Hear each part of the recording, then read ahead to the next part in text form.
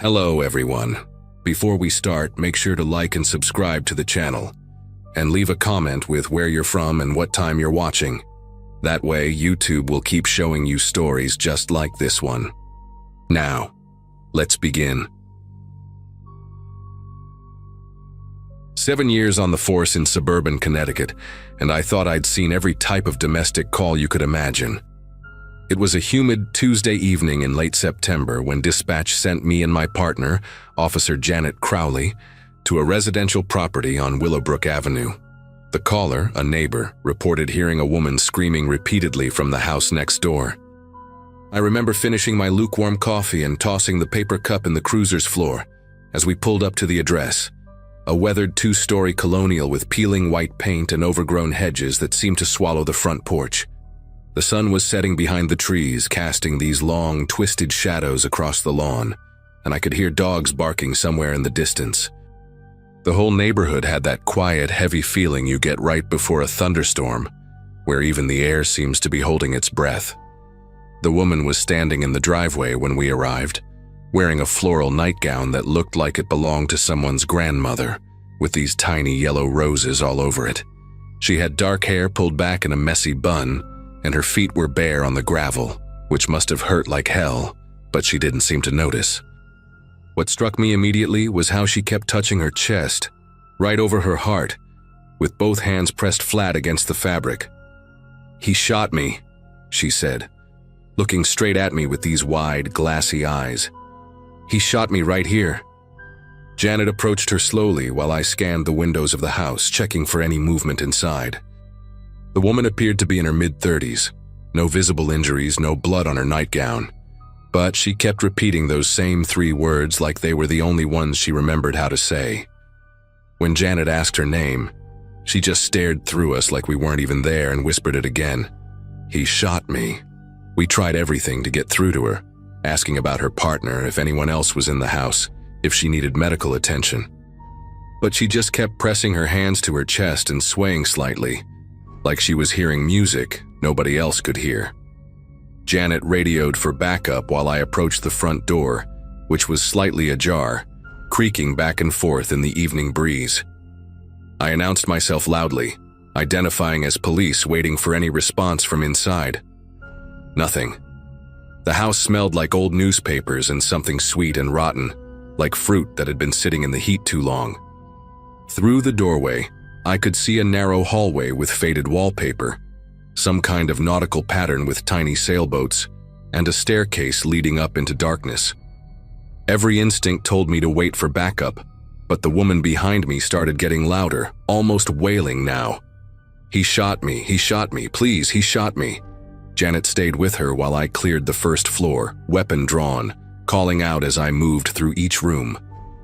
The living room had this ancient green couch covered in plastic, like something from the 70s, and there were prescription bottles scattered across the coffee table.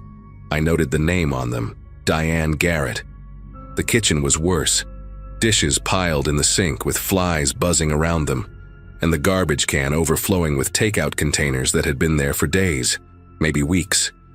But no sign of anyone else, no evidence of violence, no bullet holes, no blood.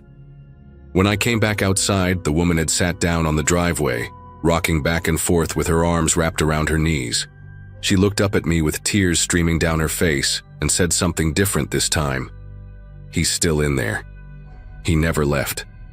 But we'd just cleared the house and I knew for certain nobody was home. Backup arrived within minutes. 2 more units, including Sergeant Bob Fitzgerald, a 20-year veteran who knew every family and every story in this neighborhood. When he saw the woman in the driveway, his face changed in a way I'd never seen before, like someone had just walked over his grave. He pulled me aside, keeping his voice low, and asked if I'd gotten her name. I told him about the prescription bottles for Diane Garrett, and he actually took a step back from me. "That's impossible," he said, rubbing his jaw with that nervous habit he had. "Diane Garrett died in this house 4 years ago. Her husband, Ronald Garrett, shot her 3 times in the chest during an argument. We never caught him. He disappeared that same night." The woman was still sitting there, maybe 15 feet away from us, humming something now, some old tune I couldn't quite place. Bob said we needed to get her to the hospital for evaluation, that she was probably having some kind of breakdown. Maybe she'd heard the story about what happened here. But here's where everything went sideways. The woman absolutely refused to leave the property. When Janet and the other officers tried to guide her to the ambulance that had just arrived, she became hysterical, screaming and clawing at anyone who touched her. She kept pointing at the house, yelling that she couldn't leave, that he wouldn't let her leave, that she'd tried to leave before but she always ended up back here. The EMTs eventually sedated her, and as they were loading her into the ambulance, she grabbed my sleeve with surprising strength. Her eyes were completely lucid for just a moment, and she said, "Check the basement wall behind the water heater, the new concrete. That's where he put her." Then the sedatives kicked in, and she went limp. We stood there in that driveway, 5 officers and 2 EMTs, all looking at each other, and I could tell everyone was thinking the same thing. We needed to check that basement. Bob made the call to get a warrant while we secured the scene. Within an hour, we had permission to search the property thoroughly, and I volunteered to go down first with Janet. The basement door was in the kitchen, painted shut with so many layers that we had to use a crowbar to get it open. The smell that came up from below was thick and damp, like wet earth mixed with something chemical. The wooden stairs groaned under our weight, and I had to duck to avoid hitting my head on the exposed beams. The basement was exactly what you'd expect. Concrete floor, stone foundation walls, boxes of molding Christmas decorations, and there, in the corner, an old rusty water heater that looked like it hadn't worked in years. Behind it, just like she'd said, was a section of concrete that was clearly different from the rest of the floor, lighter in color, smoother, probably poured within the last few years. Janet called for the forensics team while I stood there staring at that patch of new concrete, feeling like the temperature had dropped 20 degrees. The forensics team worked through the night, carefully breaking through the concrete with specialized equipment. I stayed there the whole time, couldn't bring myself to leave, even when Bob told me to go home and get some rest. Around 3 in the morning, they found something. Not Diane Garrett. We knew she'd been cremated by her family years ago, but documents wrapped in plastic, a driver's license, social security card, and passport, all belonging to a woman named Carla Hendrick. When they ran the name, we learned she'd been reported missing from Pennsylvania 6 years ago, right around the time Ronald Garrett would have been on the run. The theory started forming pretty quickly. Ronald had killed this woman, stolen her identity for someone, and hidden the evidence here. But there was more. In the same hole, they found men's clothing, a wallet with Ronald's actual ID, and something that made everyone stop talking. A suicide note dated 3 years ago in Ronald's handwriting, saying he couldn't live with what he'd done to both of them. The woman from the driveway was identified at the hospital as Carla Hendrick, alive, traumatized, but very much alive. The DNA confirmation took a few days, but it matched. She'd been living in that house for the past 6 years, held captive by Ronald Garrett, who had forced her to assume his dead wife's identity. The psychological evaluation revealed something even more disturbing. Ronald had made her wear Diane's clothes, answer to Diane's name, and punished her severely whenever she claimed to be anyone else. After 3 years of this, when Ronald apparently killed himself in the basement, we found his remains buried in another section we hadn't initially checked. Carla's mind had fractured. She'd continued living in the house, trapped by the psychological prison he'd built, genuinely believing she was Diane Garrett and that she'd been shot. The trauma specialist explained that in moments of clarity, like when we found her, she was trying to tell us the truth the only way her broken mind could, by repeating Diane's last words, by saying "he shot me," because in her confused state, she'd become Diane, living out her final moments over and over again. What haunts me most about that night isn't the bodies we found, or even Carla's condition. It's the 3 years she spent alone in that house after Ronald died, unable to leave, unable to remember who she really was, just existing in this horrible loop of trauma. The neighbors said they'd seen Diane occasionally getting mail or taking out garbage, always at odd hours, always alone. They thought she was just reclusive after what happened to the real Diane. Nobody questioned it. Nobody checked. She'd been crying for help in the only way she knew how, and it took a random welfare check for anyone to notice. Carla's family in Pennsylvania had held memorial services for her, had mourned her, had moved on with their lives believing she was dead. The reunion was complicated. She didn't recognize them at first, kept insisting her name was Diane, kept asking where Ronald was, if he was still angry with her. The investigation revealed the full extent of Ronald's plan. After murdering his wife Diane, he'd fled to Pennsylvania where he met Carla at a truck stop where she worked nights. He'd charmed her, convinced her to come with him for what she thought would be a weekend trip. Instead, he brought her back to the house where he'd killed his wife and systematically destroyed her sense of self. The basement became her prison for the first year until he was confident she wouldn't run. He'd legally changed documents, threatened her family if she ever tried to contact them, and, most disturbingly, made her practice Diane's signature until it was perfect, had her memorize details about Diane's life from photo albums and journals he'd kept. The police psychologist theorized that Ronald himself had started to break down, unable to distinguish between his victim and his wife, ultimately leading to his suicide when the delusion became unbearable. We found his body exactly where Carla, in her moment of clarity, had told us to look. He dug his own grave in the basement, taken a massive overdose of the same medications he'd been forcing on Carla, and covered himself with bags of concrete mix that hardened around him when the basement flooded during a storm. 2 years after that night, I got a letter from Carla. She was living with her sister in Oregon, working part-time at a library, slowly rebuilding her life. She thanked me for listening to her that night, for checking the basement even though what she was saying sounded impossible. She said she still sometimes forgot her real name, still occasionally signed things as Diane, but therapy was helping. She ended the letter with something that stuck with me. I spent 6 years dying in that house, and 3 years being dead. You gave me the chance to be alive again. I drive past that house sometimes. It's been sold now, renovated, painted a cheerful blue with new landscaping. A young family lives there, and I've seen kids playing in the same driveway where I first saw Carla that September night. They have no idea what happened in their home, and honestly, that's probably for the best. But every time I pass by, I remember her standing there barefoot, pressing her hands to her chest, trying to tell us a truth that was both a lie and the most honest thing she could say. He shot me.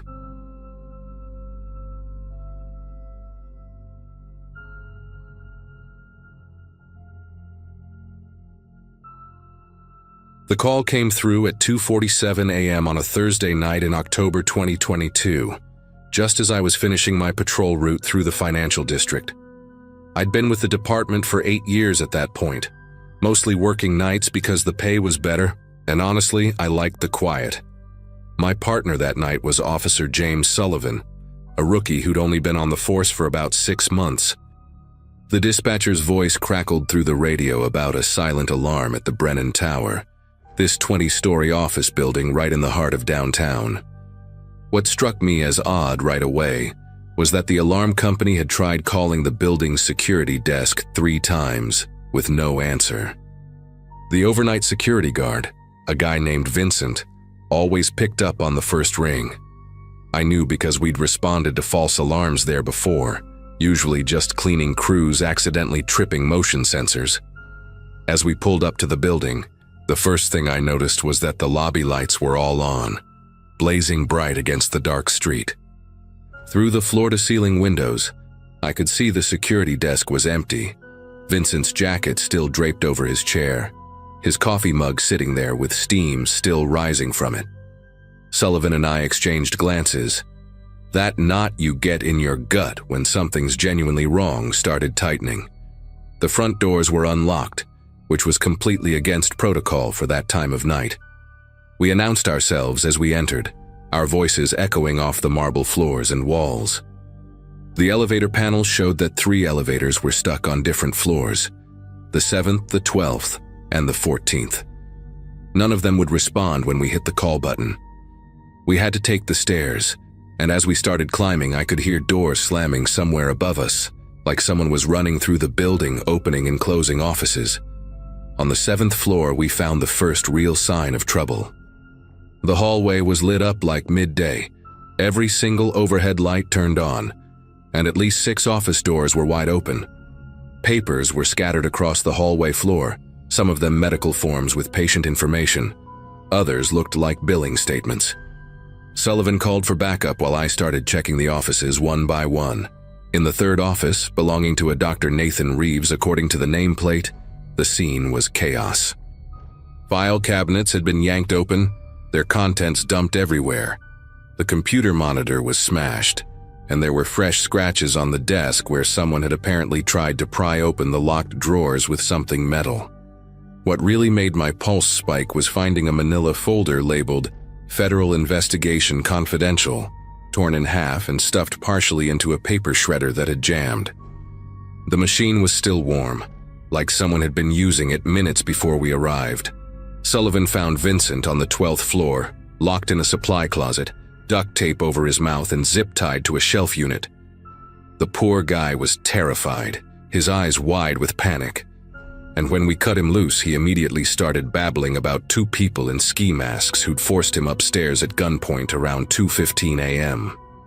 He said they knew exactly where they were going, headed straight for specific offices without checking directories or asking him for directions. They'd made him disable the security cameras from the main panel, threatening to hurt him if he didn't comply. Vincent kept repeating that one of them, a woman based on her voice, had said something about cleaning up the mess before the feds come knocking. The other one, a man with a slight southern drawl, had been carrying a large duffel bag that Vincent heard clinking with what sounded like computer equipment or hard drives. While Sullivan stayed with Vincent and waited for the paramedics, I continued searching the building. The 14th floor was where things got really disturbing. The entire hallway reeked of bleach and burning plastic. I found the source in a corner office. Someone had dumped what looked like acid or some kind of industrial cleaner all over a pile of hard drives and USB sticks in a metal trash can. The devices were still dissolving, making this hissing, crackling sound that set my teeth on edge. The office belonged to Dr. Reeves, too. Apparently his private practice's administrative headquarters. Every single filing cabinet had been emptied, and there were burn marks on the carpet where someone had clearly tried to start a fire but failed. On the desk, I found a half-burned patient list with hundreds of names, some circled in red ink. Next to it was a printout of a news article dated just 3 days earlier. Dr. Nathan Reeves had been found dead in his home, apparent suicide, while under federal investigation for billing Medicare for procedures that never happened. The timeline started making 6 sense when I found a suicide note in the doctor's desk drawer, dated the day before his death. In shaky handwriting, he'd written that he couldn't face prison, couldn't handle the shame of what he'd done. But what caught my attention was the last line: "Tell Miranda and Howard I'm sorry for dragging them into this." Our backup had arrived by then, and one of the detectives, Lieutenant Frost, immediately recognized those names. Miranda Reeves was the doctor's daughter, a nurse who worked in his practice. Howard Kellerman was his business partner, another doctor who ran the billing department. Both had been named in the federal investigation as co-conspirators. The building's entry logs, which the intruders hadn't thought to destroy, showed that someone had used Miranda's keycard to enter the building at 2:08 a.m. She must have kept it even after her father's death, probably planning this whole thing to destroy evidence before the feds seized everything. We were still processing the scene when dispatch radioed that a silver sedan had been pulled over for speeding about 3 miles from the building, heading toward the interstate. The driver matched the description Vincent had given us. A woman, early 30s, with distinctive green eyes he'd noticed when her mask slipped. When officers searched the vehicle, they found 2 ski masks stuffed under the passenger seat and a duffel bag in the trunk containing 12 hard drives, stacks of patient files, and a laptop that was still logged into the medical practice's billing system. Miranda Reeves was in the driver's seat, her hands still reeking of bleach, with chemical burns on her fingers from handling the acid without proper gloves. She didn't even try to deny it, just kept muttering that her father was innocent, that the whole thing was Howard's idea, that they were just trying to protect her father's reputation. The passenger, who turned out to be her boyfriend Keith Lawson, not Howard as we'd assumed, had already started talking before they even got him to the station. Keith's confession painted an even darker picture. According to him, Miranda had been planning this for weeks, ever since her father's death. She was convinced that someone had set him up, that Howard had been the real mastermind behind the Medicare fraud, and had somehow manipulated the evidence to make her father take the fall. She'd spent days going through her father's emails and records at home, finding discrepancies that she believed proved Howard had been submitting the fraudulent claims using her father's credentials. The plan was to break into both offices, her father's and Howard's, to steal any remaining evidence and then leak it to the media, showing that her father was just a patsy. But when they got to Howard's office on the 16th floor, they found something that changed everything. There was a recorded conversation on Howard's computer dated 2 days before Dr. Reeves's death, where Howard was clearly heard threatening to expose some personal secret about the doctor if he didn't take full responsibility for the fraud scheme. The recording was chilling. I listened to it later during the investigation, and Howard's voice was calm, almost casual, as he told Dr. Reeves about photographs he had of him from a medical conference in Vegas 5 years ago. Photographs with a woman who wasn't his wife, a pharmaceutical sales rep named Angela, who'd been providing him with kickbacks for prescribing certain medications. Howard had kept these photos as insurance, and now he was cashing in. Either Dr. Reeves would confess to being the sole perpetrator of the Medicare fraud, or Howard would send everything to his wife, his patients, and the medical board. The doctor's voice on the recording was broken, defeated. He agreed to take the fall, and 2 days later, he was dead. Miranda had apparently found this recording and completely lost it, smashing Howard's computer with a hammer she'd brought, which explained the clanking sound Vincent had heard in the duffel bag. She'd tried to burn the office, but the building's sprinkler system had activated, which is what triggered the initial alarm. What really got to me, what still keeps me up some nights, was finding Dr. Reeves's real suicide note hidden behind the fake one in that desk drawer. The one he'd actually written for his family, not the sanitized version Howard had probably forced him to leave.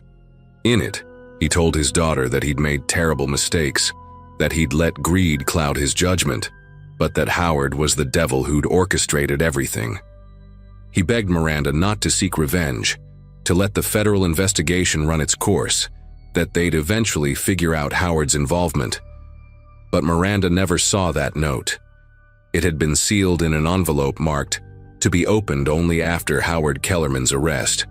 The doctor had hidden it, probably hoping someone would find it during the investigation. Instead, his daughter had thrown away her entire life trying to expose the truth herself, becoming a criminal in the process.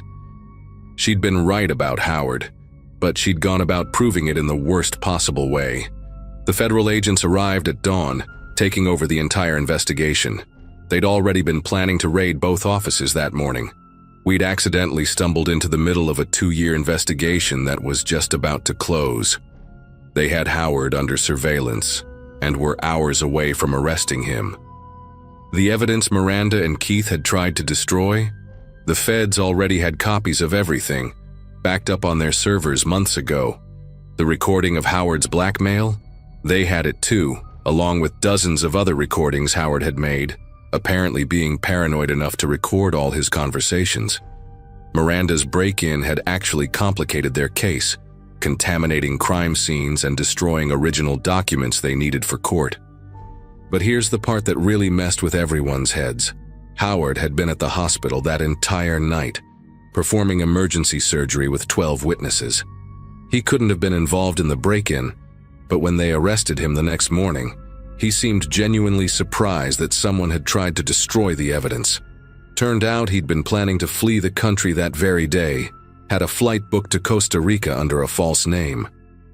Miranda ended up getting 7 years for breaking and entering, destruction of evidence, and assault with a deadly weapon for threatening Vincent with the gun. which turned out to be Keith's legally registered pistol. Keith got 3 years as an accomplice. Howard got 25 to life for the Medicare fraud, extortion, and indirectly causing Dr. Reeves's death. The prosecutors successfully argued that his blackmail constituted depraved indifference murder. Vincent quit his security job that same week, said he couldn't handle being in empty buildings at night anymore. As for me, I still drive by the Brennan Tower sometimes on my patrol route.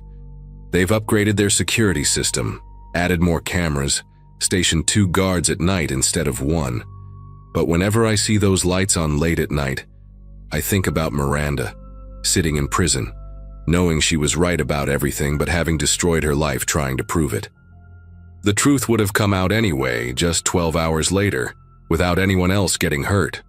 Sometimes the worst part about being a cop isn't the dangerous calls or the violence. It's seeing how people destroy themselves trying to do what they think is right, especially when they actually are right, but choose the wrong way to prove it.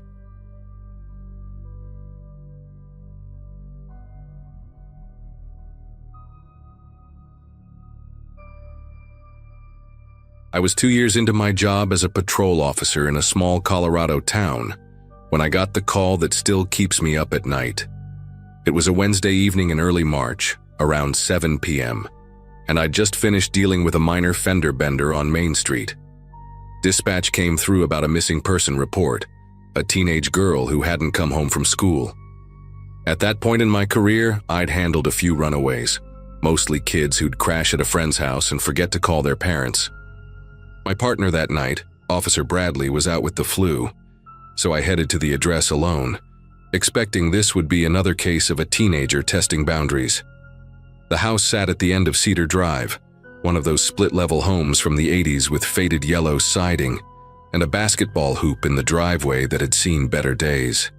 When I pulled up, every light in the house was blazing, and I could see shapes moving behind the curtains, multiple people pacing back and forth. The mother, Lisa, met me at the door before I could even knock. Her mascara had run down her cheeks in dark rivers, and she kept twisting a dish towel in her hands like it was the only thing keeping her grounded. Behind her, I counted at least 6 other people crowded in the living room. The father, an older couple I assumed were grandparents, a woman who looked like Lisa's sister, and 2 teenage boys who hung back near the hallway, whispering to each other. Anna had been missing for approximately 4 hours at that point. She normally got home from Riverside High around 3:30, and Lisa had started calling her friends by 4:15. The girl was 17, a junior, good grades according to her mother, who kept repeating that fact like it was some kind of protective spell. I pulled out my notepad and started with the basics. Full name, Anna Marie Carpenter, height 5'6", weight around 120 pounds. What she'd been wearing that morning: jeans, a green hoodie with the school logo, white sneakers. The father, Douglas, stood by the fireplace with his arms crossed, jaw clenched so tight I could see the muscles working. He hadn't said a word yet, just stared at the family photos on the mantel, like he was trying to will his daughter to walk through the front door. That's when things got strange. I asked if Anna had ever run away before, or if she'd been having problems at home or school. Lisa immediately said no, absolutely not. Anna was a perfect kid who told them everything. But I caught the grandmother, a stern woman with steel gray hair pulled into a tight bun, shoot a look at the teenage boys. One of them, who I later learned was Anna's cousin Trevor, shifted uncomfortably and muttered something under his breath. When I asked him to speak up, the room erupted. The aunt, Maureen, suddenly blurted out that she'd seen Anna sneaking out her bedroom window at least twice in the past month, always after midnight. Lisa spun around like she'd been slapped, screaming that Maureen was lying, that she would have heard if her daughter was climbing out windows in the middle of the night. The grandfather, Walter, tried to calm everyone down, but his voice got drowned out in the chaos. Trevor's younger brother, Kyle, who couldn't have been more than 14, suddenly piped up from his corner. He said Anna had been acting weird for weeks, always on her phone, smiling at the screen, then quickly hiding it whenever someone walked by. She'd started wearing makeup to school, the kind their strict parents never would have allowed, but she'd wash it off before coming home. Kyle said he'd tried to talk to her about it last week, but she'd told him to mind his own business and threatened to tell his parents about the vape pen she knew he kept hidden in his backpack. The kid looked terrified admitting all this, glancing between his parents and mine like he wasn't sure who was going to kill him first. Douglas finally spoke up, his voice rough like sandpaper. He said they needed to check her laptop, her social media, everything. But when we went upstairs to Anna's room, painted lavender with glow-in-the-dark stars on the ceiling, still childish in a way that made my chest tight, we found her laptop missing. Her school backpack was there, tossed on her unmade bed, but the MacBook she always used for homework was gone. Her phone was obviously with her wherever she was. Lisa started hyperventilating, saying Anna never went anywhere without telling someone, that someone must have taken her, kidnapped her from school. But Maureen, still angry about being called a liar, pointed out that Anna's favorite jacket was missing from her closet, along with the small floral duffel bag she used for sleepovers. I called for backup and started a formal missing person report while the family continued to argue. The tension in that house was suffocating, years of buried resentments and unspoken suspicions all bubbling to the surface. Lisa accused Maureen of always undermining her parenting, while Maureen shot back that Lisa was blind to what was happening under her own roof. The grandmother kept muttering prayers under her breath, clutching a rosary with arthritic fingers. Douglas disappeared into the garage and came back with a box of old cell phone bills, frantically scanning through them for any unusual numbers. Trevor finally admitted he'd seen Anna talking to some older guy at the mall food court about 3 weeks ago. Someone definitely not from their school. The guy had tattoos covering both arms and drove a black pickup truck with tinted windows. Anna had begged Trevor not to tell anyone, said the guy was just a friend's older brother who was giving her advice about college. By 10 p.m., we'd issued an Amber Alert and had units checking all the usual spots: the mall, local parks, the movie theater, her friends' houses. But every lead came up empty. Her best friend Sophia seemed genuinely shocked and worried, said Anna had seemed normal at school that day, maybe a little distracted during lunch, but nothing alarming. The principal confirmed Anna had attended all her classes and was seen leaving through the main entrance at 3:10 p.m., walking toward the student parking lot alone. Security footage showed her getting into a dark-colored sedan, not her mother's car, not any vehicle the family recognized. The quality was too grainy to make out the plates or the driver. That's when the real panic set in. Lisa collapsed on the couch, sobbing so hard she could barely breathe, while Douglas punched a hole in the hallway wall, his knuckles coming away bloody. The next 3 days were hell for everyone involved. I barely went home, catching maybe 4 hours of sleep in my patrol car between shifts. We interviewed every student in Anna's classes, checked traffic cameras along every possible route out of town, even brought in a K-9 unit to search the woods behind the school.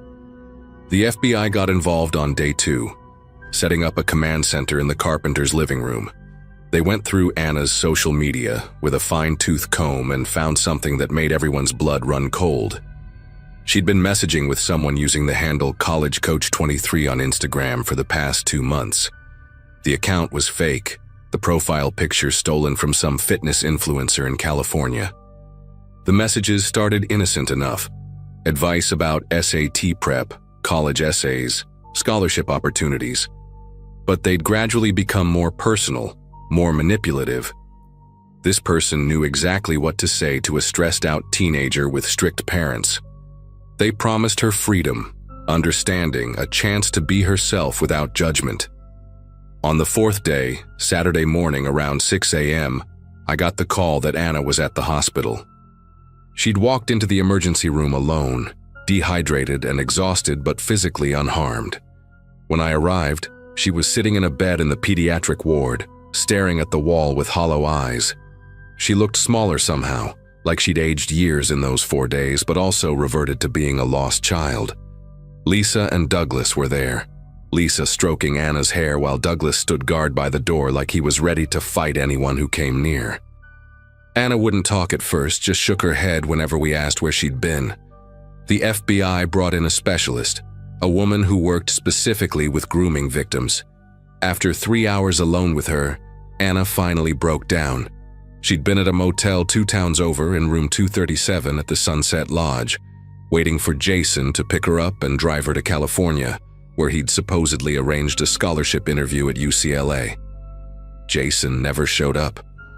Anna waited in that motel room for 3 days, too ashamed and terrified to call home, surviving on vending machine snacks and tap water. She'd paid for the room with $300 she'd saved from babysitting jobs, told the desk clerk she was 18 and waiting for her boyfriend. The person behind the messages had coached her on exactly what to say, what to do, how to avoid being tracked. They'd convinced her that her parents would never understand her dreams, that they were holding her back from her true potential.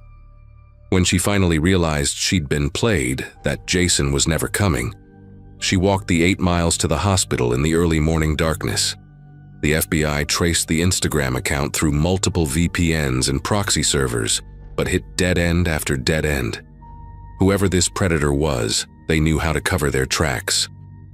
The motel had no security cameras in the parking lot, and the desk clerk barely remembered Anna checking in. The aftermath was somehow worse than the disappearance itself. The family completely fractured. Maureen and Lisa haven't spoken since that night, each blaming the other for missing the warning signs. Douglas installed cameras in every room of the house and tracking apps on Anna's new phone, turning their home into a prison. Anna had to switch schools because everyone knew what had happened, whispers following her down every hallway. She goes to therapy twice a week now, but her mother told me she still wakes up screaming sometimes, dreaming that she's back in that motel room waiting for someone who was never real. The FBI keeps the case open, but we all know the truth. Whoever groomed Anna is probably doing the same thing to another vulnerable kid right now, maybe in another state, using a different fake profile. That's what haunts me most about this case. We got Anna back, but we never caught the monster who almost destroyed her.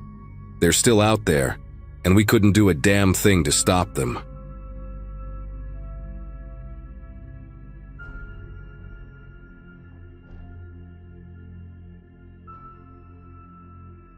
I'd been patrolling the east side of Indianapolis for about 6 years when I got the call that still keeps me up some nights.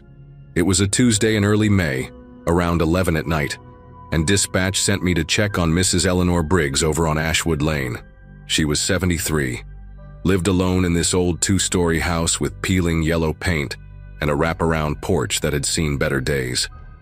I knew her place because she'd called us twice before about raccoons getting into her garbage. The dispatcher said she sounded different this time, though. Not angry or frustrated like usual, but genuinely scared. She kept insisting someone was running circles around her backyard, had been doing it for the past hour, and she could hear them laughing. I remember thinking it was probably just teenagers being stupid, maybe some kids from the neighborhood trying to scare an old lady for kicks. When I pulled up to her house, all the lights were on inside, even the ones in the attic that I'd never seen lit before. Mrs. Briggs met me at the front door wearing a housecoat over her nightgown, and her gray hair was all messy like she'd been pulling at it. She grabbed my arm the second I stepped onto the porch, her fingers digging in harder than you'd expect from someone her age. She kept pointing toward the back of the house, telling me, "She's still out there, officer, she's still running." I asked her to describe what she'd seen, and she said it was a young woman, maybe early 20s, wearing what looked like a white summer dress. The woman had been running in these perfect circles around the big oak tree in her backyard, arms stretched out like kids do when they pretend to be airplanes. Mrs.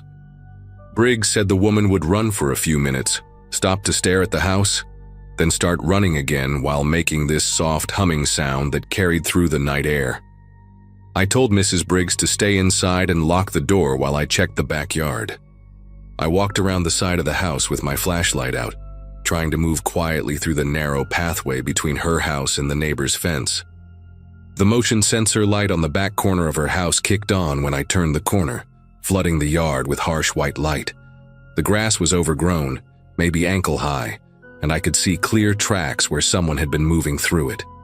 There were these circular patterns worn into the grass around the oak tree, just like Mrs. Briggs had described. The tracks were fresh. The grass was still bent and hadn't started to spring back up yet. What really caught my attention, though, were the footprints. They were small, definitely from bare feet, and there was something weird about the pattern. The person had been running on their tiptoes the entire time, leaving these deep, pointed impressions in the soft ground. I followed the tracks with my flashlight and found where they led straight to the back door, then away again, then back to the door over and over like someone had been testing it. The back door itself had scratch marks all around the lock, fresh ones that had torn through the old white paint down to the bare wood underneath.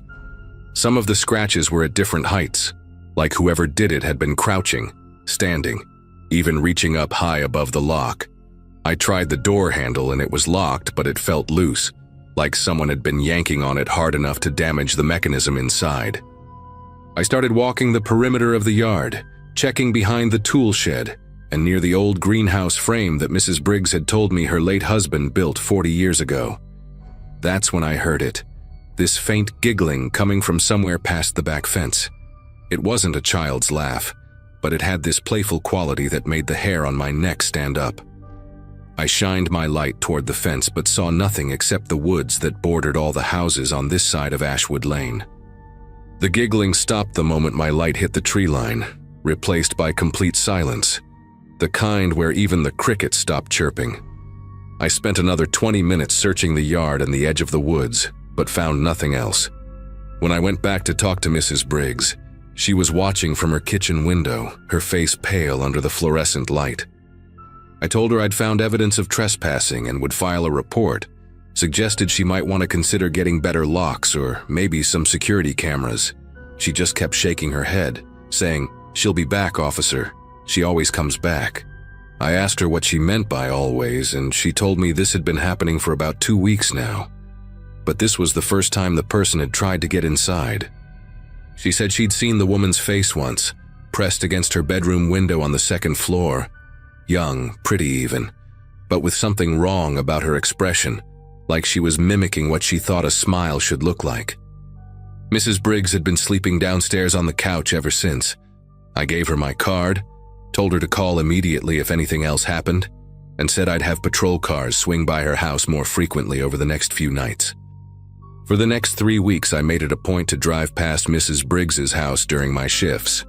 Sometimes I'd see her porch light flicking on and off, which she told me she did when she heard noises outside. Other neighbors on Ashwood Lane started calling in complaints too. Mr. Jeffries, who lived 2 houses down, said he'd caught someone going through his garbage at 3 in the morning, a young woman in a dirty white dress who ran off the moment his dog started barking. The Pham family across the street reported finding muddy handprints all over their daughter's bedroom window, even though her room was on the 2nd floor and there was no ladder or tree nearby. The strangest report came from a jogger who said he'd seen someone sitting in the oak tree in Mrs. Briggs' backyard at dawn, just sitting there on a branch, watching the house with their head tilted sideways like a bird. By the time I responded to that call, whoever it was had vanished, leaving only broken branches and more of those barefoot prints in the morning dew. Then came that Monday morning in early June when everything changed. I was just starting my shift when dispatch called about Mrs. Briggs. A neighbor had noticed her front door standing wide open since the previous evening, and she wasn't answering her phone. I was the closest unit, so I responded immediately.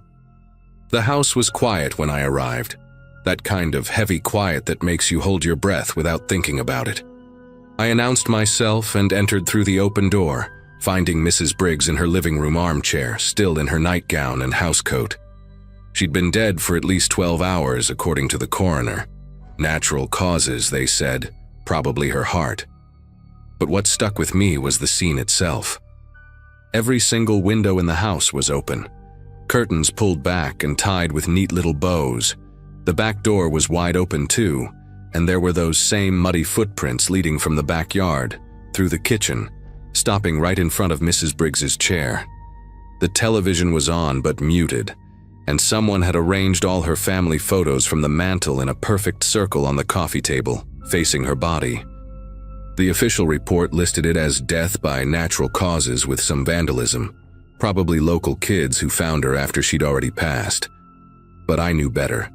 Those footprints were still fresh when I arrived, still damp on the hardwood floor. Mrs. Briggs' eyes were closed, which might seem normal, except her neighbor swore she'd seen them open through the window the night before, when she'd first noticed the door ajar.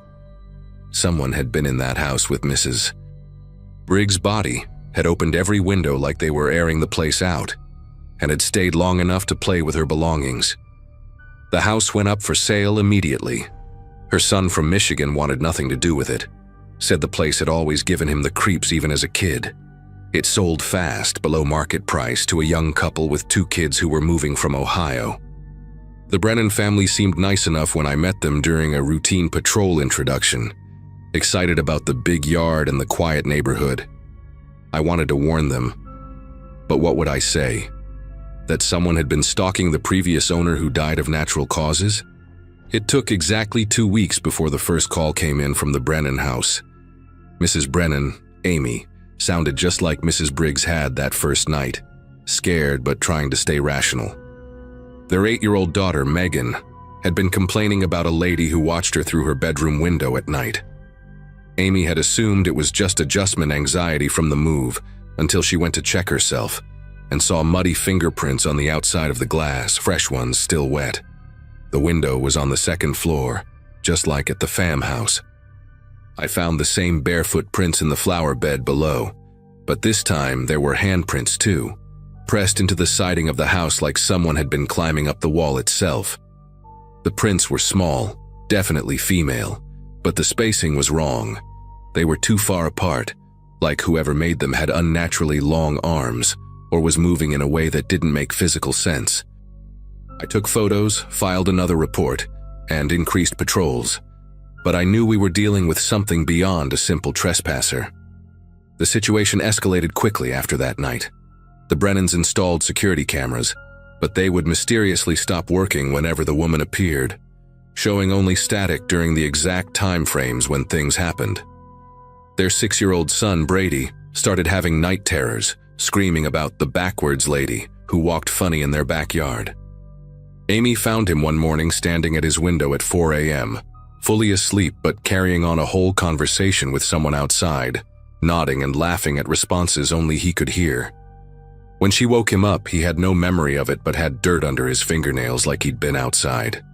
Then came the night when Tom Brennan called 911 in a panic. He'd gotten up to use the bathroom and found wet footprints leading from their back door up the stairs, stopping right outside their bedroom. The door had been cracked open just an inch, and he swore he could see an eye peering through the gap. When he yanked the door open, no one was there, but the wet prints continued down the hall to both kids' rooms. Both children were safe in their beds, but Megan's window was wide open. Curtains tied back with the same neat little bows I'd seen at Mrs. Briggs' house.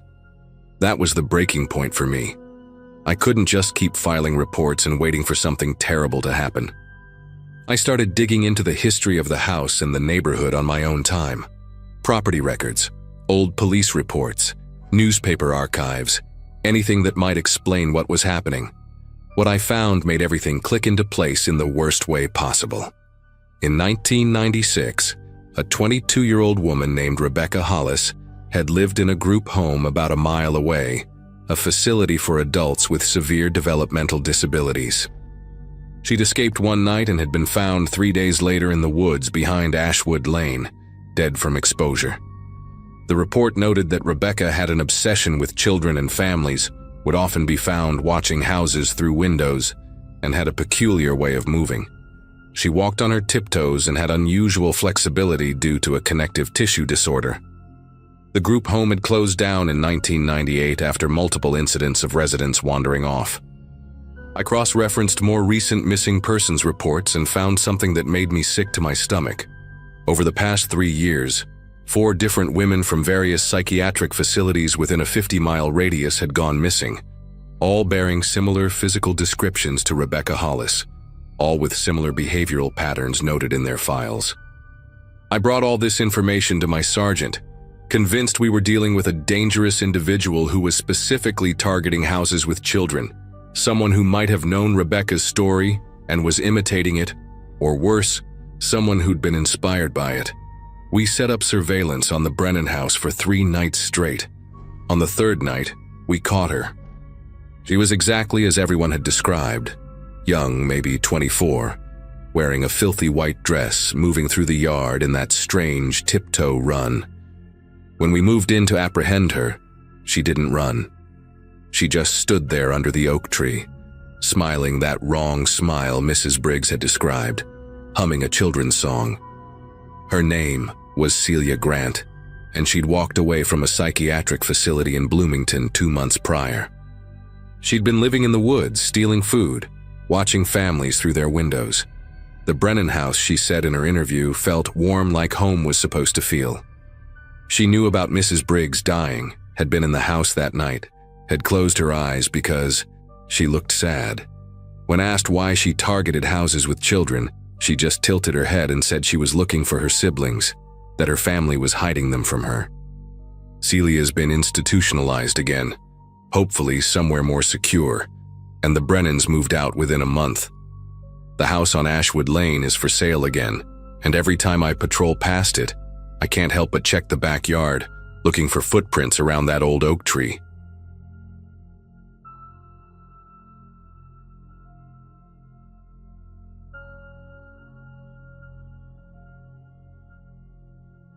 The night I arrested Frank Donovan still gives me chills, not because of anything supernatural, but because of how close I came to letting a cop killer slip through my fingers.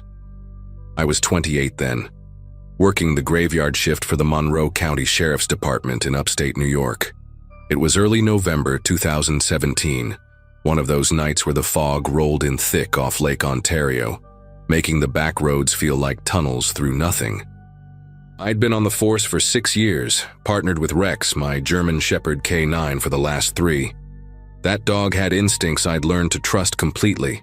He could smell fear, aggression, and drugs better than any human ever could. Most nights were routine: drunk drivers, speeding tickets, the occasional domestic call. But that particular night, around 2 a.m., I was parked near the intersection of Route 31 and Old Mill Road, just watching for anything unusual.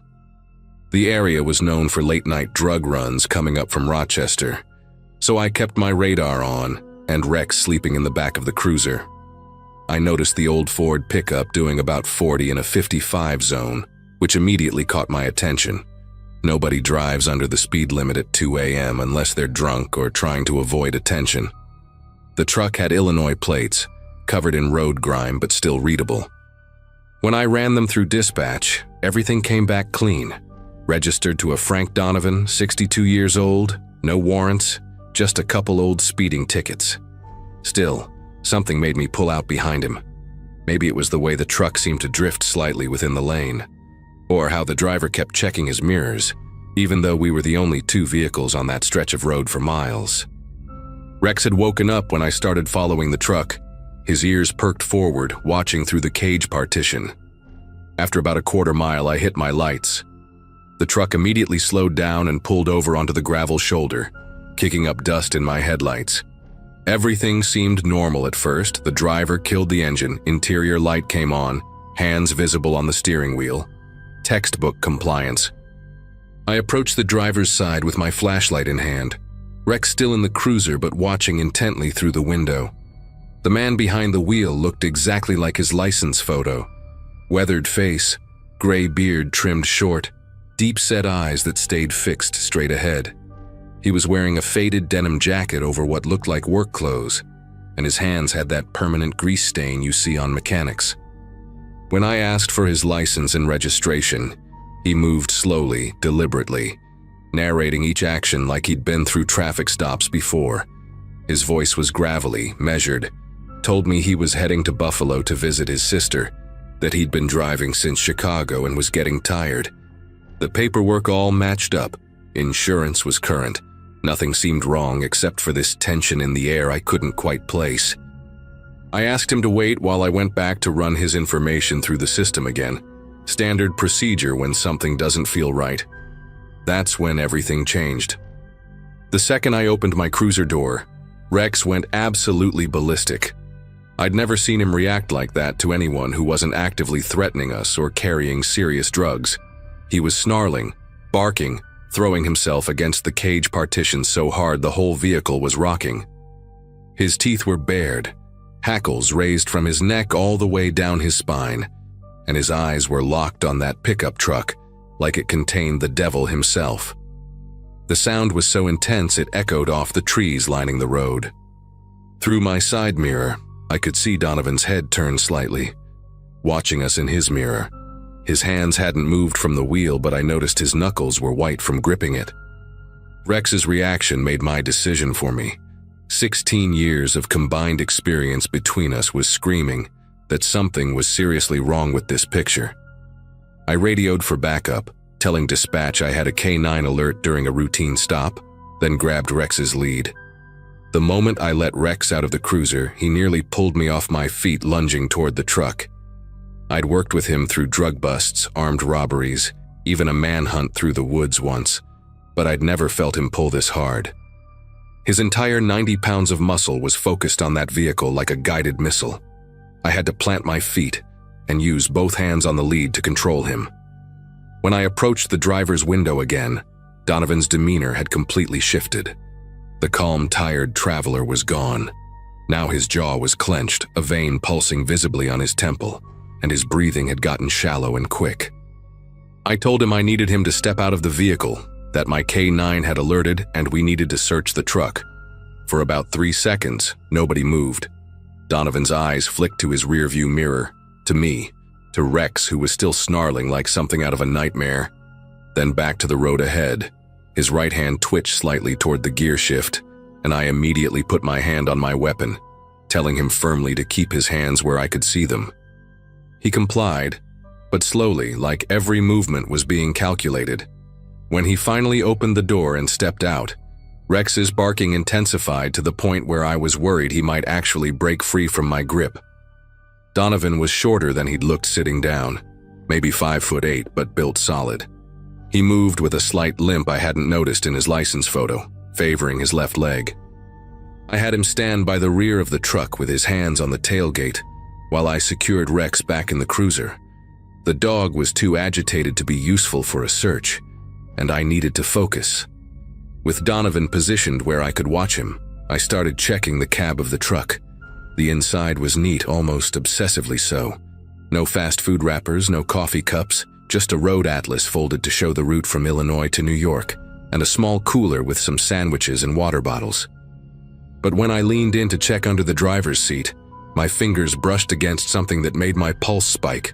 Cold metal, the unmistakable shape of a gun barrel. I pulled out a Ruger .357 revolver, fully loaded, with 2 speed loaders tucked behind it in a leather holster that had been wedged deep under the seat. The serial number had been filed off, a federal crime on its own. My training kicked in immediately. I drew my service weapon, ordered Donovan to get on his knees with his hands interlocked behind his head, and called for that backup to hurry the hell up. His whole body seemed to deflate when he saw me holding the gun.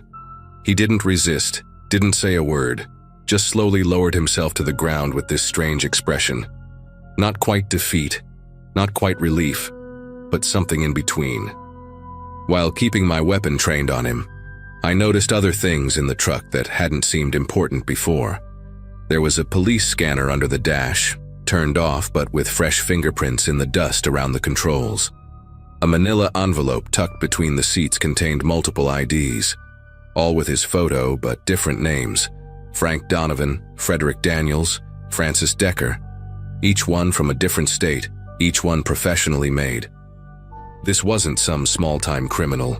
This was someone who'd been running for a long time. Backup arrived 12 minutes later. Felt like 12 hours. 2 units came screaming in with lights blazing, and we got Donovan cuffed and secured in the back of one of the patrol cars. While one of the officers stood guard, I went back to the truck with better lighting to do a thorough search. In the glove compartment, wrapped in an oilcloth, I found something that made everyone stop what they were doing. A police badge from the Chicago Police Department, vintage 1970s, with dried blood still caked in the crevices around the badge number. There was also a yellowed newspaper clipping, carefully preserved in plastic, with the headline, "Officer Stanley Cop Shot Dead During Traffic Stop. Killer Still at Large." The date on the paper was from 1978, 39 years ago. I looked at the booking photo of the suspect they'd been hunting. Younger, Clean-shaven, but unmistakably the same bone structure, the same deep-set eyes that had been watching me in that driver's side mirror. The story came together piece by piece over the next few hours at the station. Frank Donovan was actually Francis Donnelly, and he'd shot Officer Stanley Kopp during what should have been a routine traffic stop on a Chicago highway in 1978. Kopp had pulled him over for a broken taillight, not knowing Donnelly had just robbed a liquor store and shot the owner.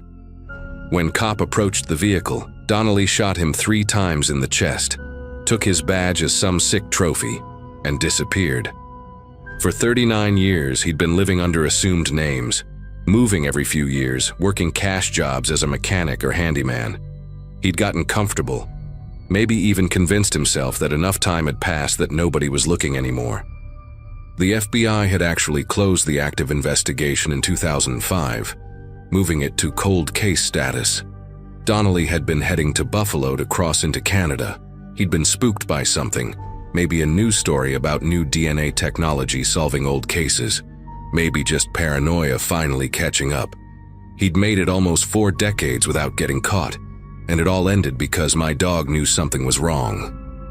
What really got to me, sitting in that interrogation room watching him through the one-way glass, was how ordinary he looked. This wasn't some movie villain with crazy eyes and facial scars. He was just a tired-looking old man who could have been anybody's grandfather, somebody you'd see buying groceries or getting coffee at the diner. But he'd stolen 40 years from Stanley Kopp, 40 years from Kopp's wife who died never knowing who killed her husband, 40 years from his 2 kids who grew up without a father. The detective interviewing him said Donnelly's first question wasn't about a lawyer or what would happen to him. He asked about Rex, wanted to know what kind of training the dog had, how he knew. The detective told him some dogs just know when something's wrong, that they can smell guilt and fear in ways humans can't understand. Donnelly just nodded and said the dog reminded him of one Kopp had in his cruiser that night, watching from the back seat as he shot its handler. The trial was swift, with the murder weapon, the stolen badge, and DNA evidence linking him to the crime scene from 1978. Donnelly pleaded guilty to avoid the death penalty. He got life without parole, spent his first night in prison on what would have been Officer Kopp's 68th birthday. The Chicago Police Department flew me and Rex out for the sentencing, wanted to give Rex a commendation for closing their oldest unsolved Kopp killing. Standing in that courtroom, watching Kopp's grown children finally get closure, seeing retired officers who'd worked with Kopp and spent decades hunting his killer, it was overwhelming. Rex sat beside me, calm and professional like always, but I swear he knew what he'd done, knew how important that night on Route 31 had been. After the ceremony, Kopp's son, now a cop himself in Chicago, shook my hand and then knelt down to Rex, buried his face in the dog's fur, and just held him for a long moment. He told me his dad had loved working with K-9 units, that he'd been pushing for more K-9 officers in Chicago before he died. Felt like something coming full circle, like maybe Kopp himself had been watching out for us that foggy night. I still patrol that same stretch of road, still work the graveyard shift with Rex, though he's getting close to retirement now. Every time we pass that spot where I pulled Donnelly over, Rex perks up, nose working the air like he's checking to make sure everything's right. I've never had him react to anyone the way he did that night. That pure, instinctive recognition of danger that probably saved my life. If I'd approached that truck without knowing something was wrong, if Rex hadn't warned me, Donnelly might have added another dead cop to his count. He had nothing left to lose, and that gun was loaded and ready. The department therapist says I should focus on the positive outcome, on justice finally being served. But sometimes I wake up at 2 a.m. thinking about all the traffic stops Donnelly must have gone through in those 39 years. All the officers who pulled him over and let him go, never knowing they were inches away from a cop killer. I think about Rex, about that primal instinct that knew what human eyes couldn't see. They retired Kopp's badge number after he died, but somehow, on that November night, his spirit got its justice through the nose of a German Shepherd and a routine traffic stop that turned out to be anything but routine.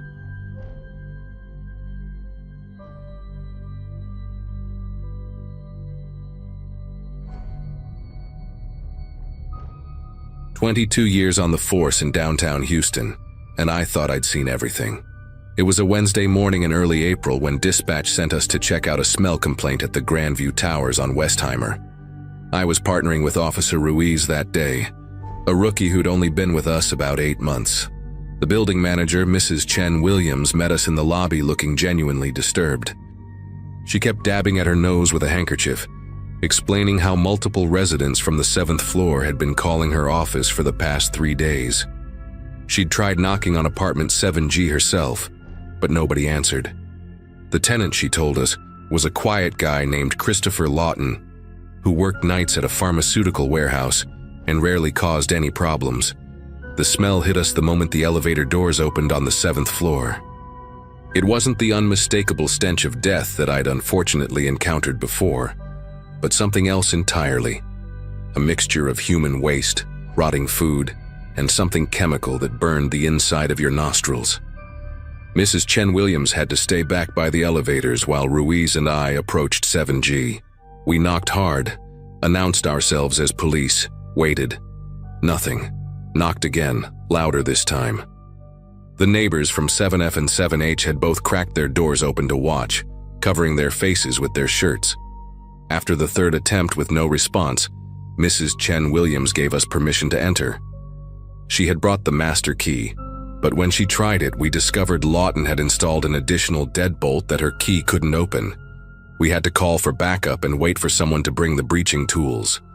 During that wait, I remembered something that made my chest tighten. About 4 months earlier, maybe 5, we'd been called to this exact apartment for a noise complaint. I'd responded with Officer Martinez that time. The neighbor in 7H had called about what sounded like arguing and things being thrown around. When we'd knocked, Lawton had answered almost immediately, all apologetic smiles and nervous energy. He was a thin guy, maybe 35, with these watery blue eyes that never quite met yours directly. Said he'd been moving furniture and dropped his television. We'd accepted his explanation without pushing further. Standard procedure for a first-time domestic disturbance call with no signs of violence. God, how that memory would eat at me later. When the breaching tools arrived, it took us less than a minute to get through that deadbolt. The apartment inside was nothing like what we expected given the smell. The living room was immaculate, vacuum lines still visible on the carpet, coffee table gleaming with fresh polish, not a single item out of place. The kitchen was the same story, dishes neatly stacked, counters spotless, even fresh flowers in a vase by the window. Ruiz actually whistled low and muttered something about the place being cleaner than his own apartment.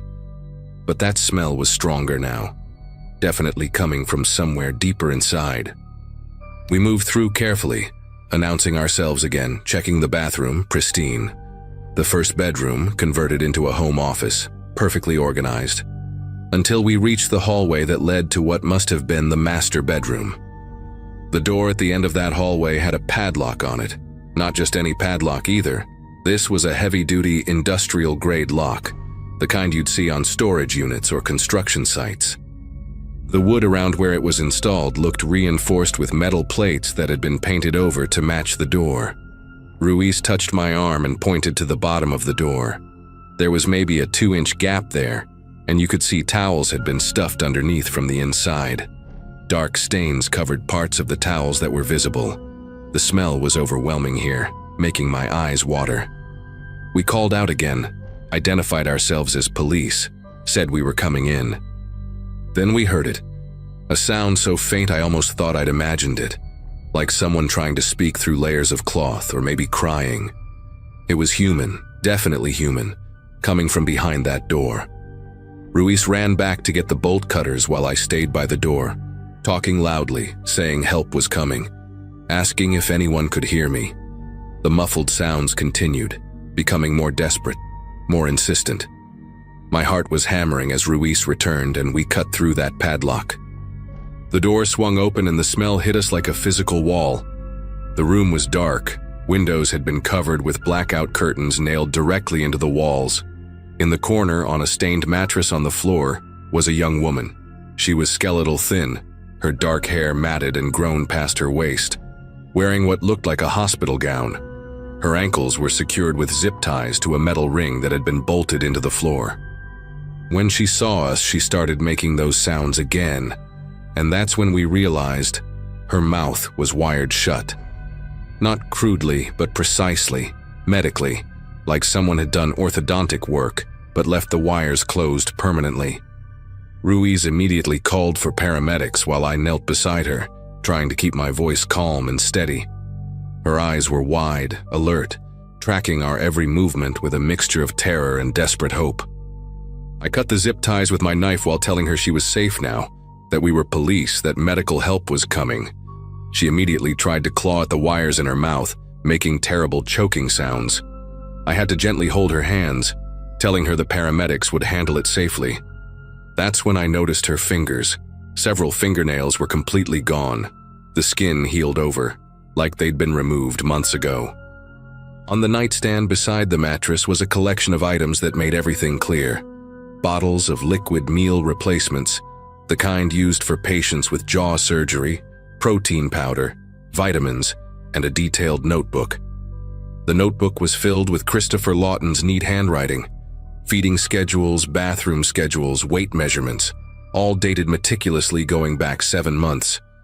The paramedics arrived within minutes, though it felt like hours. While they worked on stabilizing her, I stepped out into the hallway where Mrs. Chen Williams was waiting with more officers who'd arrived as backup. She was shaking, kept asking what was happening. I asked her if Christopher Lawton had any family, any visitors she knew about. She said he'd mentioned a sister once, said she lived somewhere up north and they weren't close. That's when my partner Martinez showed up. He'd heard the call on the radio and recognized the address from our previous visit. His face went pale when I told him what we'd found. We both stood there thinking the same thing. We'd been 3 feet from her 4 months ago. She'd probably heard our voices, maybe tried to make noise, and we'd just accepted Lawton's explanation and left. The guilt hit like a sledgehammer. The next few hours were a blur of controlled chaos. The young woman was identified as Jennifer Lawton, 28 years old, reported missing from Minnesota 7 months earlier. She'd supposedly come to visit her brother after losing her job, according to the missing persons report her roommate had filed. Christopher Lawton was nowhere to be found. His car was gone from the parking garage, and his cell phone was turned off. We put out an APB immediately. While crime scene techs processed the apartment, we found more evidence that turned our stomachs. Hidden in the office closet were boxes of Jennifer's belongings, her purse, driver's license, phone, even her suitcase with clothes still neatly folded inside.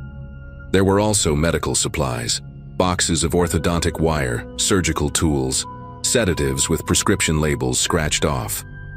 Turned out Lawton worked at a medical supply warehouse, had access to everything he needed. In his computer, which our tech team cracked within an hour, were hundreds of photos of Jennifer from before. Normal photos from her social media, family gatherings, her college graduation. He'd been obsessing over her for years. At the hospital, once the oral surgeon had carefully removed the wires from Jennifer's mouth, a 2-hour procedure, she was finally able to tell her story in a hoarse, barely there whisper. She'd come to Houston thinking she was helping her brother through a rough patch after he'd called claiming he was suicidal.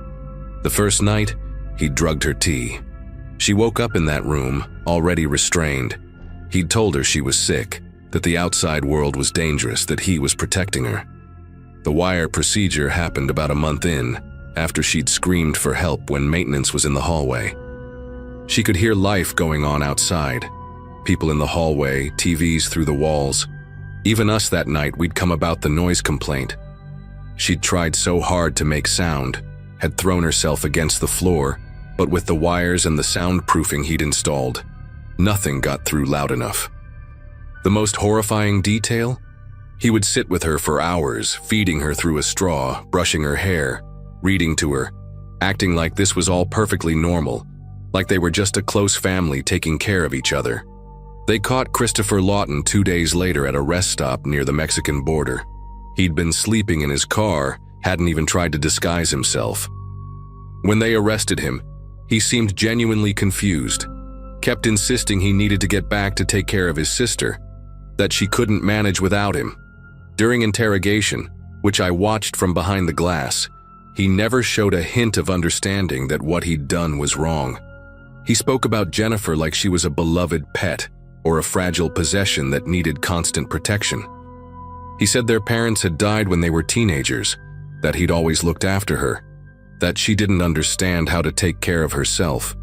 The prosecutor said it was one of the clearest cases of delusional disorder she'd ever seen, combined with what the psychiatrist called pathological caregiving. He genuinely believed he was saving her from the world. The trial was swift. He got 25 to life. Jennifer testified via video link from Minnesota, where she'd returned to live with cousins. Her voice was stronger by then, though she said she still couldn't speak above a whisper without panic setting in. The case changed how our department handles welfare checks and noise complaints. Now, if we get called to an address more than once, we do a thorough walkthrough, check every room if the resident consents. If they don't consent, we document everything, take photos of whoever answers the door, file detailed reports that get reviewed by supervisors. I still think about that night 4 months before we found her. How Lawton's nervous energy and quick explanation had seemed so plausible. How Jennifer must have heard my voice through the walls and prayed we'd somehow know she was there. I ended up going to therapy myself after this case. The department mandated it, but I would have gone anyway. Some calls you can shake off after a shift. This one lives in my bones. Jennifer sent a letter to the department 6 months after the trial, thanking us for finding her, saying she was in therapy, reconnecting with old friends, even considering going back to school. She included a photo of herself at a park somewhere, looking healthy, smiling. We pinned it up in the break room. Every rookie who comes through sees it, hears the story. We tell them, never assume, always verify and trust that feeling when something seems too clean, too perfect, too quickly explained away. Because sometimes the real horror is hiding right behind the door you didn't think to open.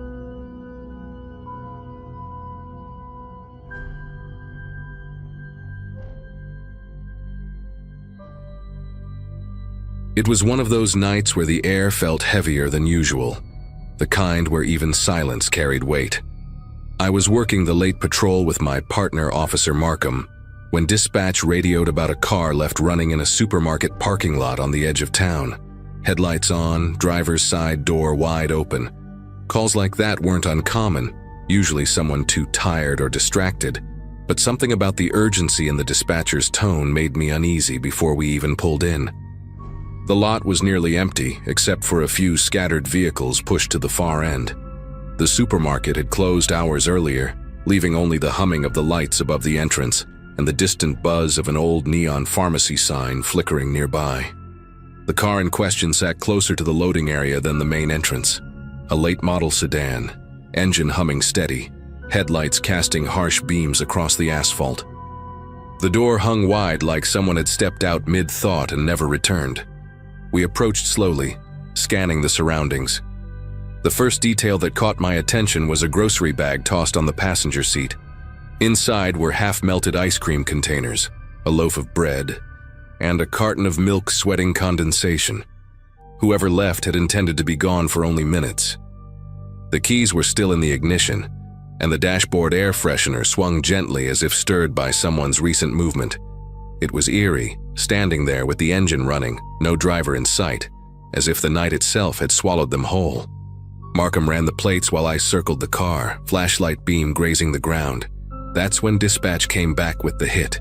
The car belonged to a man named Eric Dalton, reported missing just 24 hours earlier by his sister. The last anyone had seen him, he'd left her house after dinner to pick up groceries. Now here was his car, groceries untouched, door open, keys still in place, and not a sign of him anywhere. The first sweep of the area didn't reveal much at first. The lot stretched wide, with cracked pavement and patches of weeds pushing up between faded paint lines. About 20 feet from the car, though, I noticed faint scuff marks on the ground, drag patterns in the dirt mixed with dark stains that glistened under the flashlight. They led toward a line of overgrown hedges bordering the far end of the lot. It wasn't the kind of place someone would willingly wander into, not with thorny branches tangled together so tightly. My chest tightened at the thought of someone being pulled through there against their will. Markham called for backup while I crouched near the marks. Up close, it was worse. One of Eric's sneakers sat wedged halfway under a hedge, the laces torn and frayed. A few receipts from the grocery store were crumpled nearby, one smeared with something that looked a lot like blood. The way the items were scattered didn't feel accidental. It looked like the aftermath of someone struggling desperately not to be taken. The supermarket's cameras pointed mostly toward the entrance, not the side lot where the car had been parked, which meant there'd be no easy answers on video. Within 20 minutes, more officers arrived, their cruisers lighting the entire lot in red and blue flashes. The silence that had blanketed the place earlier was replaced by the chatter of radios, heavy boots crunching on gravel, and the rustle of branches as we pushed deeper into the hedge line. We found broken branches, more smeared stains, and a torn piece of a jacket sleeve caught on a branch. Every new detail painted the same picture. Whatever had happened here, it hadn't been quick or clean. Eric hadn't just stepped out of his car and wandered off. He'd been taken, and he'd fought hard. The most disturbing discovery came when one of the officers spotted deep impressions in the dirt just beyond the hedge. They were too wide to be simple footprints. It looked like someone had set down a heavy container or dragged something bulky across the ground. The trail veered off toward the back access road behind the supermarket, a narrow lane used by delivery trucks. By then, my gut was telling me we were standing in the middle of the exact spot where Eric had disappeared, in plain view of anyone who might have driven by, yet no one had seen a thing. That detail unsettled me more than anything else. We followed the trail until it disappeared near the loading dock. The asphalt there was scraped as if a vehicle had braked hard before pulling away. No cameras covered that corner either, just a broken light fixture that hadn't worked in years. It struck me how deliberate it all seemed, like whoever planned this knew exactly where the blind spots were. The idea that someone had staged an abduction right under our noses, in such a public place, gnawed at me. People always assume danger hides in shadows, but that night it stood boldly under buzzing lamps in a supermarket lot. Detectives were called in, and the entire scene was locked down. For hours we combed through every inch of the surrounding area. We knocked on doors of the few houses across the street, asked drivers who'd passed by earlier, even spoke to a night shift janitor at the pharmacy next door. Not a single person reported seeing or hearing anything unusual. That silence was louder than any scream. It was as if the world had chosen to look away the very moment Eric was dragged from his car. The evidence was collected, the items bagged, the stains swabbed, but none of it brought us closer to finding him that night. When I finally got back into my cruiser, I stared at the empty space where his sedan had been parked, the faint outline of its tires still marked on the pavement. The image has stayed with me ever since. A man vanished, groceries melting in the seat, door left open to the night. We don't often talk about it anymore, but for me, that parking lot still carries a weight every time I drive past it. In the weeks that followed, tips came and went, most of them useless. To this day, Eric Dalton has never been found. What unsettles me the most isn't just his disappearance, it's the way it happened. Public, brazen, efficient. Someone had the audacity to take him right there in front of anyone who might have walked by, and no one saw a thing. That truth still keeps me awake at night. Not knowing who was behind it, not knowing where he ended up, and realizing that sometimes the scariest dangers are the ones that don't bother to hide.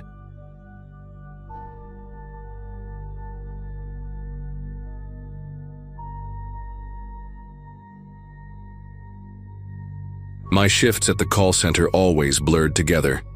Endless rings and routine emergencies that I could almost handle on autopilot. At that point in my life, I worked nights while trying to balance raising my younger brother, who lived with me after our parents passed. Sleep came in fragments, meals were cold leftovers, and most nights were a mix of domestic disputes, false alarms, and the occasional accident. Nothing prepared me for the one call that still echoes in my head years later. It didn't come with screaming or chaos like most. just silence that carried weight. When the line opened, I heard faint breathing, slow and shallow, like someone trying to control it. At first I thought it was a kid playing with the phone, but there was no giggling, no background chatter. Just muffled rustling as if fabric was brushing against the microphone. I repeated the usual questions. 911, what's your emergency? Can you hear me? But whoever it was never answered. That silence felt heavier the longer it stretched, like the caller wanted me to stay on but couldn't risk speaking. Protocol kicked in. We traced the call, and it pinged to a suburban neighborhood not far from the edge of town. The house was listed to a woman named Claire Jensen, 33, single mother of 1. While I kept the line open, the officers were dispatched. I listened harder, straining through the static and faint noises. At one point, I thought I caught what sounded like a child's toy being moved. That squeaky plastic wheel kind of sound, but it was so quick it could have been interference. My palms left damp prints on the desk, but I kept my voice steady, repeating questions into the void. The officers radioed in as they approached.